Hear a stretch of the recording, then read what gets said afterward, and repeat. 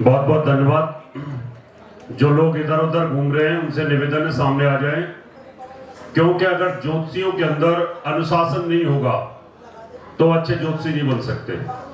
और किसी भी चीज में अनुशासन बहुत जरूरी होता है।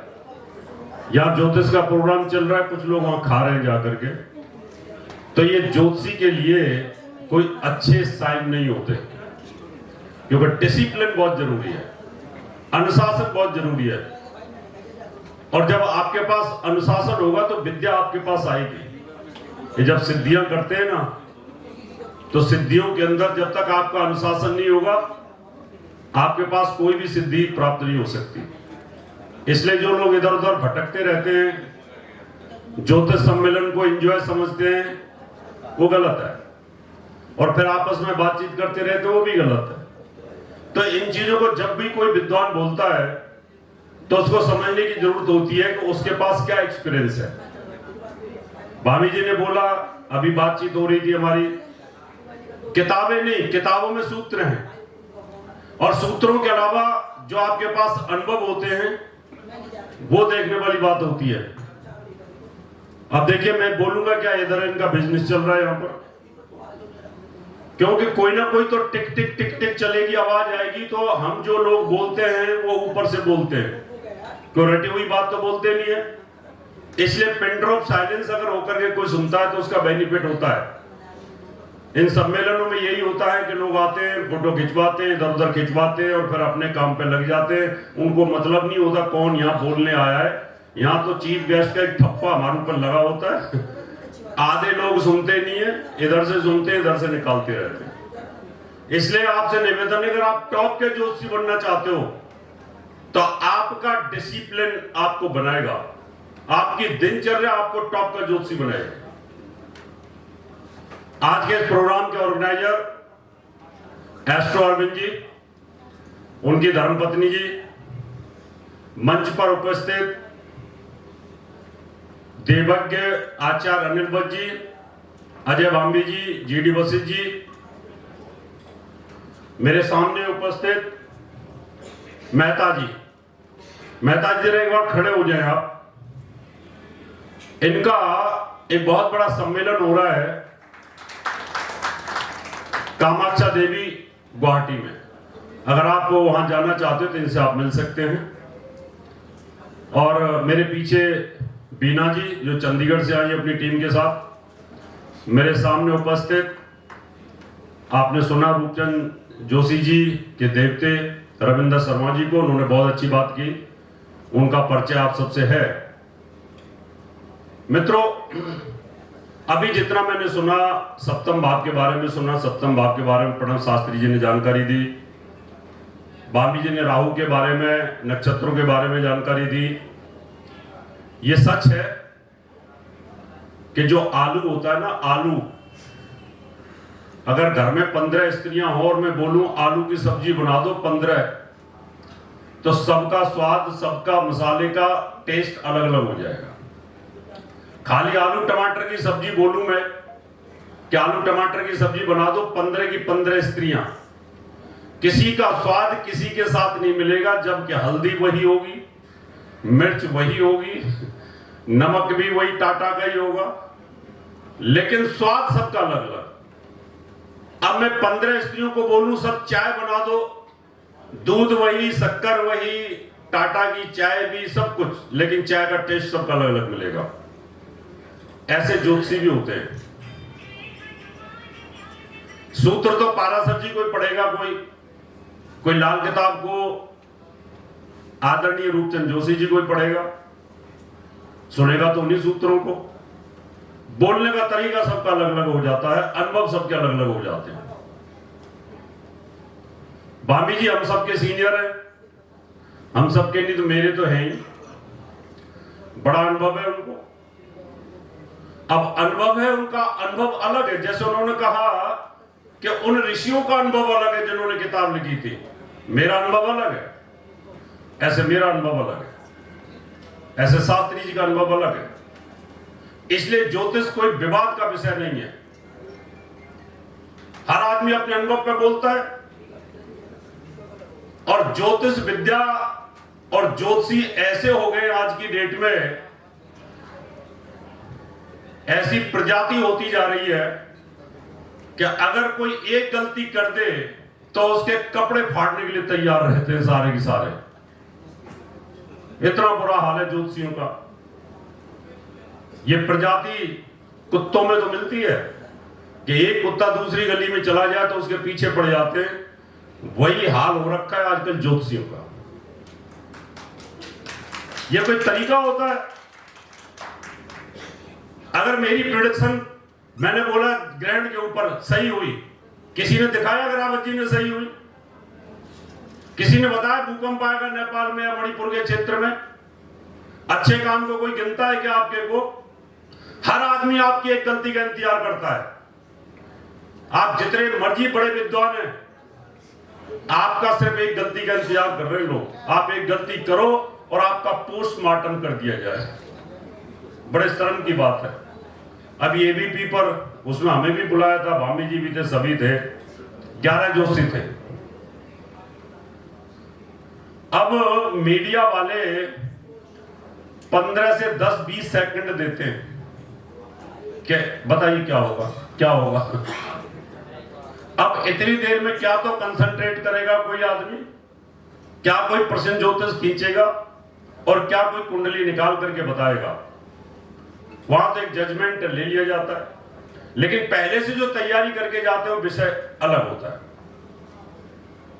आपसे निवेदन है, गलती सब करते हैं ज्योतिषी, दूध का धुला कोई भी नहीं है। जो वीडियो वायरल कर ले वो भी दूध के धुले तो वो भी नहीं है।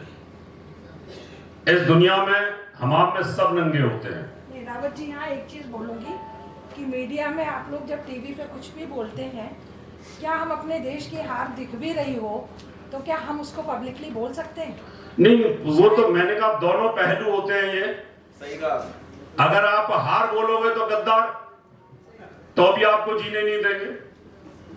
पब्लिक आपको कैसे भी नहीं जीने देगी।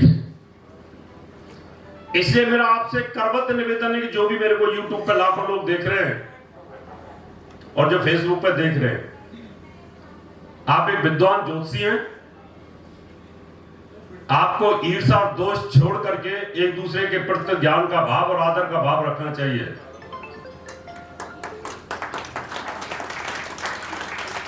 टू एवरेज ह्यूमन, गलती मनुष्य होती है।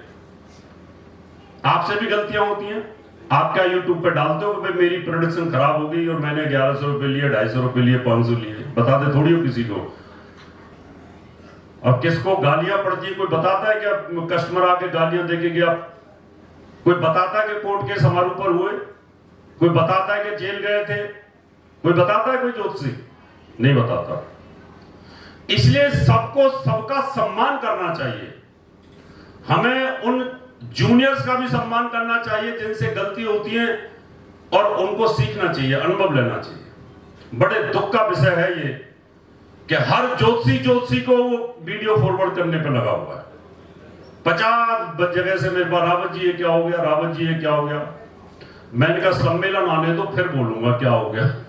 अब इंडिविजुअल्स को तो क्या बोलूं, एक एक आदमी को कितना जवाब दूंगा। इसलिए मेरा निवेदन है आपसे, आप विद्वान हैं, आप देवज्ञ हैं, आप लोगों को ये चीजें शोभा नहीं देती हैं। एक दूसरे के खिलाफ चीचलेदारी करना अच्छी बात नहीं है। सबके अनुभव अलग अलग होते हैं। हमारे लिए वज्र जी भी आदरणीय है, हमारे लिए भामी जी भी आदरणीय है। इन्होंने ज्योतिष जगत को एक दिशाएं दी है, मेहनत की है। जेडी वशिष्ठ जी ने मेहनत की है, हमने मेहनत की है। आज से 20 साल पहले जब टीवी शुरू हुए थे, उस समय ज्योतिष के 12 खाने कोई जानता नहीं था। अगर कोई जानता हो तो बता दो कि जानता था। एक आध 2-4 आदमी जो खानदानी ज्योतिषी थे वो करते थे इस काम को।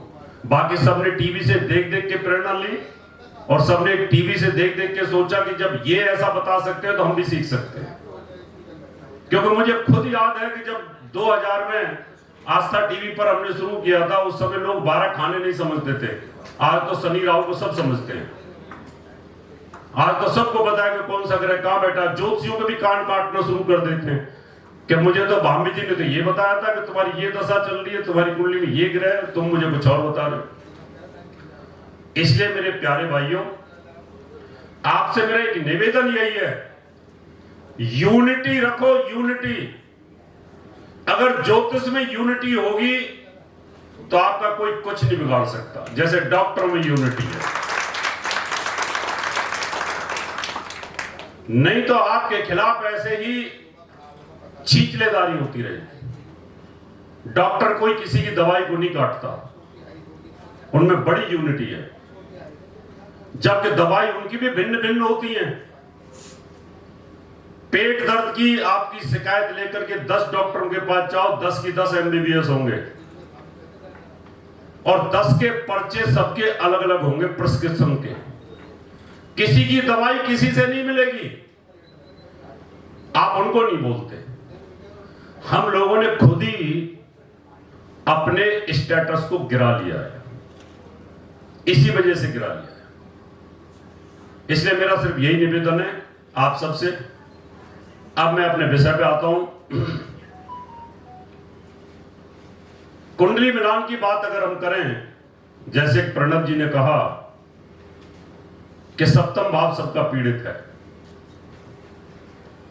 दो भिन्न विचारधारा के व्यक्ति जब एक साथ मिलेंगे, एक साथ रहेंगे, एक छत में रहेंगे, तो स्वाभाविक है कि वैवाहिक जीवन में मतभेद तो होंगे। मनुष्य प्रजाति ऐसी है कि इसमें किसी का किसी के साथ मैच होता ही नहीं है। इसलिए लगन और सप्तम भाव कभी तालमेल में होते ही हैं। लग्नेश अलग होता है, सप्तमेश अलग होता है। मेष लगन है तो लग्नेश मंगल है, सप्तमेश शुक्र है। दोनों का कोऑर्डिनेशन बहुत अच्छा नहीं है, विरोधाभास तो रहेगा।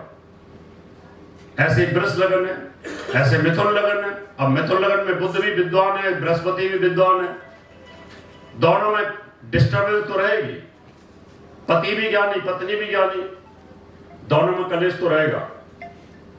लेकिन कुंडली मिलाते वक्त ये ध्यान जरूर रखना चाहिए, हमारे यहां संस्कारों का बहुत बड़ा महत्व है। क्योंकि मनुष्य प्रजाति के अंदर हम जब अपने बच्चों को जो शिक्षा देते हैं उसका बहुत बड़ा रोल होता है, इसको आप इग्नोर नहीं कर सकते। अगर आप अपने बच्चे को छूट देते हैं, कुंडली या बेटिया को छूट देते हैं, तो उसको जरा सा भी कष्ट ससुराल में होगा तो वो अपने मायके आ जाएगी। और अगर उसको बोल दोगे आप कि यहां जगह नहीं है, दरवाजे बंद है, तो एडजस्ट कर लेगी। क्योंकि लड़कियां, आपने उनको भेज दिया, लव मैरिज कर ली। अब लव मैरिज में आपको पता है कि अगर मैं इसको तोड़ के जाती हूं तो घर में कोई रखेगा नहीं, उसको चलाने की भी कोशिश करती है, जितनी टॉर्चर होती है उसको भी सहती है और परेशानी को भी सहती है, और वो लड़का भी टॉर्चर करता है। उसको पता है कि अब ये घर तो जा नहीं सकती। दोनों पहलू बराबर के होते हैं। आपने लड़के को अगर संस्कार दे दिए अच्छे कि ये किसी और की लड़की है, तुम्हारे घर में आई है, तुम्हारे बच्चे की मां भी बनेगी, इस परिवार को भी चलाएगी, इस प्रॉपर्टी के अंदर हिस्सा भी लेगी, सब कुछ इसने ही करना है, तो वो लड़का भी समझ जाता है। इसलिए हमारे यहां पर संस्कार और सत्संग और सभ्यता, इनकी बहुत बड़ी वैल्यू है। ग्रह का प्रभाव तो जानवरों पर भी होता है, ऐसा नहीं है कि जानवरों पर प्रभाव नहीं होता। अच्छे ग्रह हो, अच्छी लगन कुंडली हो और कोई गाय बच्चा दे दे और उसका जो बछड़ा हो वो इतना शानदार बैल पैदा होता है कि मालिक से कभी डंडा नहीं खाता। वो खुद ही अपनी बुग्गी के अंदर ऐसे लेकर के, खुद लेकर के चारे को घर पे आ जाता है, तंग नहीं करता कभी वो। और अगर बछिया कोई पैदा हो जाए ऐसे अच्छे ग्रहों में, तो वो कभी भी टांग नहीं उठाती है। वो इतना शानदार दूध देती है, जब आपको जरूरत है तब वो दूध दे देगी, क्योंकि उसको पता है कि वो अच्छे ग्रहों में पैदा हुई है। अच्छे ग्रहों में अगर कोई डॉग अगर पैदा हो जाए तो इतना वफादार होता है, वो प्रजाति तो वफादार है, लेकिन वो इतना वफादार होता है, इतना समझदार होता है कि उसकी कोई सीमा नहीं। उनमें भी वेरिएशन है ग्रहों का। सारे डॉग एक जैसे नहीं होते, सारी गाय एक जैसी नहीं होती। जैसे गाय के बारे में भी जानकारी हमारे शर्मा जी ने दी थी। इसलिए ग्रहों का प्रभाव हमारे जीवन पर है, मनुष्य प्रजाति पर है। और हिंसक जानवरों पर भी है, लेकिन हम उनको कैलकुलेट नहीं करते, उनके ऊपर इंप्लीमेंट नहीं करते। आपने देखा होगा कई बार एक वीडियो वायरल हुआ था डिस्कवरी चैनल के ऊपर, एक शेरनी एक हिरण के बच्चे को पाल रही होती है और वो 5-6 दिन लगातार कुछ खाती नहीं, और जो उसके ऊपर अटैक करता है उस पर वो हमला करती है। उसको इतना प्यार हो गया, जो उसका भोजन था। इसका मतलब हमारे चित्त के अंदर संस्कार होते हैं और वो जागृत होते हैं। जब चित्त के अंदर संस्कार जागृत होते हैं तो उनका पॉजिटिव इफेक्ट आप लोगों के ऊपर है। आप ये मत सोचना कि आपने ज्योतिष सीख ली और हम ज्योतिषी बन गए। आप बहुत बड़े भाग्यशाली हैं, आपके ऊपर प्रभु का आशीर्वाद है।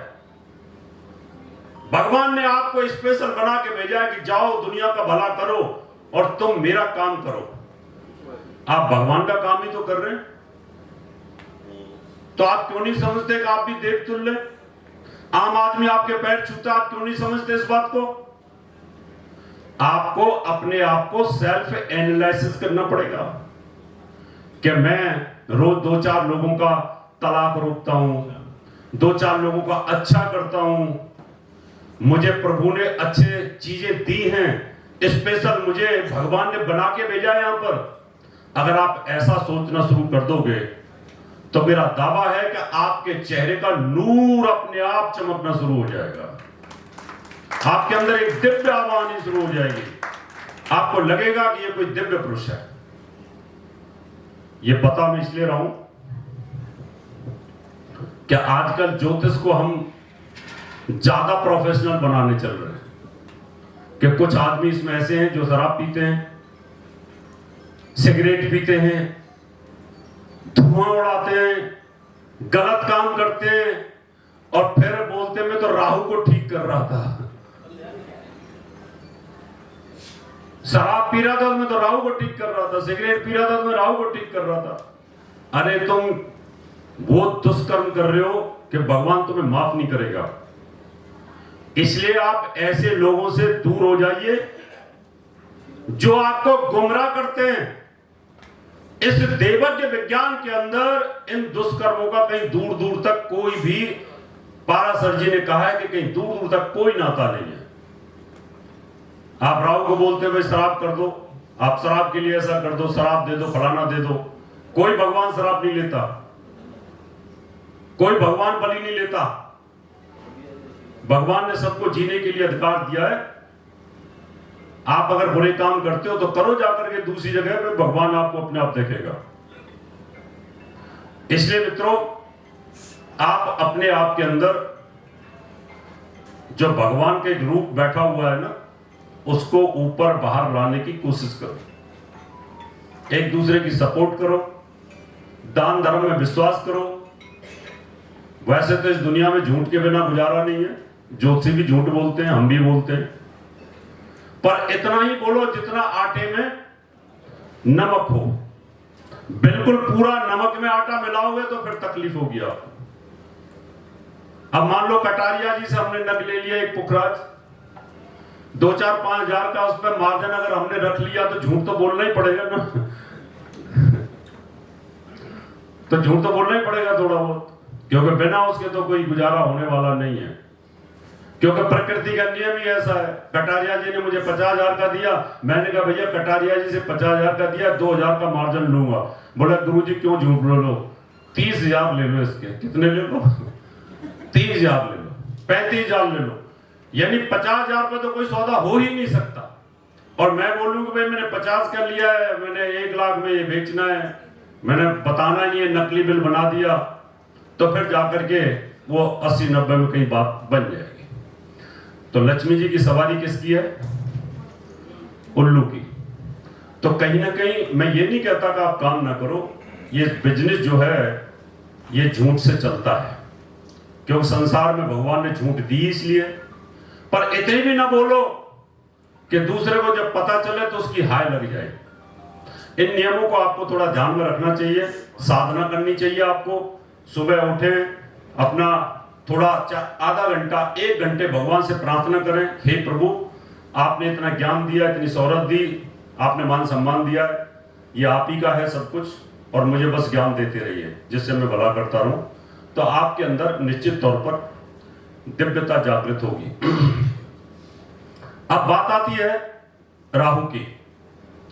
राहु के बारे में बहुत सारी चीजें सुनी है आपने, लेकिन इनके साइंटिफिक पहलू की बात मैं करूंगा। ना तो मैं आपको कहानी की बात बताऊंगा और ना ही कोई इस तरह की बातें बताऊंगा। ये ध्यान करिए कि पृथ्वी जो है, ये पृथ्वी बीच में इस तरीके से है और सूर्य के चारों तरफ सारे ग्रह घूम रहे हैं, जिसमें पृथ्वी भी घूम रही है। जब ये घूमते रहते हैं इस तरीके से, तो हर ग्रह के ऊपर कहीं ना कहीं शैडो आती है, छाया। ऋषि पाराशर जी ने दिव्य ज्ञान से इस बात को समझा कि भाई छाया का भी प्रभाव है। पुराने जमाने में पढ़े लिखे लोग नहीं होते थे, इसलिए उन्होंने उनको बताया कहानी के माध्यम से। अभी मैं यहां पर बोल रहा हूं और बोलते बोलते इस तरीके से एक ग्रह ऐसे सामने से निकल करके चला जाए, या तो वो सिग्नलों को काटेगा, सिग्नल कटेंगे सैटेलाइट के, या मेरी मेमोरी को कलेप्स करेगा। उस टाइम के लिए मैं ब्लैंक हो जाऊंगा, क्योंकि जब कोई ग्रह इस तरीके से जा रहा है और मुझे सूर्य से सारी की सारी चीजें प्राप्त हो रही हैं और उसने बीच में से काट दिया, और वो जो शैडो आएगी मेरे पास, उस शैडो से मेरे ऊपर नेगेटिव इफेक्ट आएगा। अगर शैडो वो अच्छे प्लेनेट की है तो वो शैडो के अंदर दिव्यता होगी, और अगर उस शैडो के अंदर गैसेज हैं, शनि की शैडो है, जहरीलापन है, तो वो शैडो मुझे इरिटेट कर देगी, मुझे प्रॉब्लम क्रिएट करेगी। इसलिए राहु और शनि का जब दोनों का कंजक्शन होता है, दो ग्रह एक साथ अगर बैठ जाते हैं, तो उस भाव का विनाश करना शुरू कर देते हैं। कोई भी ये प्लैनेट जब बैठेंगे, ये जरूरी नहीं है कि आपके सप्तम भाव में राहु बैठा है तो आपका डिवोर्स हुआ नहीं, ये कोई जरूरी नहीं होता। हो सकता है उसकी दशा ही ना आए, हो सकता है उसके पास इतनी पावर ही ना हो को डिवोर्स करा पाए, हो सकता है आपके सप्तम भाव का स्वामी इतना पावरफुल हो कि राहु को साइड पे कर दे, ये भी तो हो सकता है। कई बार तीन तीन ग्रह, बुरे ग्रह सप्तम भाव में बैठे होते हैं, तब भी शादी नहीं टूटती, बहुत बढ़िया चल रही होती है। और कई बार शुभ ग्रह भी बैठा होता है, तब भी शादी टूट जाती है। इसलिए आप लोगों को यह देखना है कि सप्तम भाव के स्वामी की पावर कितनी है, वो कितना बलवान है। क्या उसमें बैठे हुए ग्रह डैमेज कर पाएंगे? मेरा जो घर है, मेरा जो किला है, क्या उसको अंग्रेज तोड़ पाएंगे? मेरा ग्रह पावरफुल है, मेरा किला पावरफुल है, तो उसको कोई अंग्रेज नहीं तोड़ पाएगा। इस प्रकार से कभी भी ग्रह बैठा है उस पर प्रेडिक्शन मत लेके चलो। लाल किताब ऐसे लेके चलती है कि वो ग्रह आपका यहां बैठा है, उसका ये प्रभाव रहेगा। क्या लाल किताब के सभी फंडे क्लियर थोड़ी होते हैं? कई बार जो ग्रह जहां बैठा है वो नहीं भी नुकसान कर पाता, क्यों? हो सकता है उसमें इतनी पावर ही ना हो सकता है उसमें इतनी ताकत ही ना हो। तो वैदिक एस्ट्रोलॉजी के अंदर क्या होता है, आपके जिस भाव का स्वामी कितना बलवान है और उसमें बैठा हुआ कितना बलवान है, सप्तम भाव में बैठा हुआ दुष्ट ग्रह कितना बलवान है और सप्तमेश कितना बलवान है, इन दोनों का अगर आप कंपैरिजन करेंगे तो आपको पता चल पाएगा कि ये विवाह नहीं टूटेगा या ये विवाह टूटेगा। तो आपकी प्रेडिक्शन बड़ी एक्यूरेट आएगी और आप एकदम कॉन्फिडेंट होकर बोल सकते हैं कि नहीं होगा। कल हम एक सम्मेलन में थे दतिया के अंदर, पीताम्बरा पीठ के दर्शन करने के बाद में राज दरबार था, वहां राजा थे वो दतिया के पहले, तो उनके वहां पर हम बैठे थे डाइनिंग टेबल पर। तो वो जो राजकुमार थे, राजकुमारी साहिबा दोनों आ गए, उन्होंने कुंडली रख दी बच्ची के सामने, बोले देखो जी मेरा कुछ होगा। फिर वो कुंडली मेरे सामने आ गई। मैंने कहा राजा साहब आपकी सबसे बड़ी प्रॉब्लम एक है, बहुत ज्यादा। बोले क्या? मतलब प्रॉब्लम यह है कि आप बहुत इमोशनल। बोला हाँ, ये मेरी सबसे बड़ी कमजोरी है कि मैंने आपने बहुत प्रॉपर्टी दान में दे दी। उनके सप्तम भाव में बैठा हुआ था राहु, और राजकुमारी और राजा में इतना प्यार कि बेहद। मैंने कहा राहु बैठा है तो इनकी तो योग ही नहीं बनता ऐसा, लेकिन उनका जो शुक्र था, वो शुक्र उनका बड़ा पावरफुल बैठा हुआ था, बुध के साथ बैठा हुआ था, स्वराशि में बैठा हुआ था, तो डिवोर्स का मतलब नहीं बनता। इसलिए कभी भी उलझो मत। आप में से कोई मुझे ये बोलता है कि ऐसे हुआ मेरे साथ रावत जी, तो आप एनालिसिस करो कि इनका अनुभव है, ये मेरे जूनियर है लेकिन इनका अनुभव क्या बोल रहा है, मुझे उस अनुभव पे जाना है।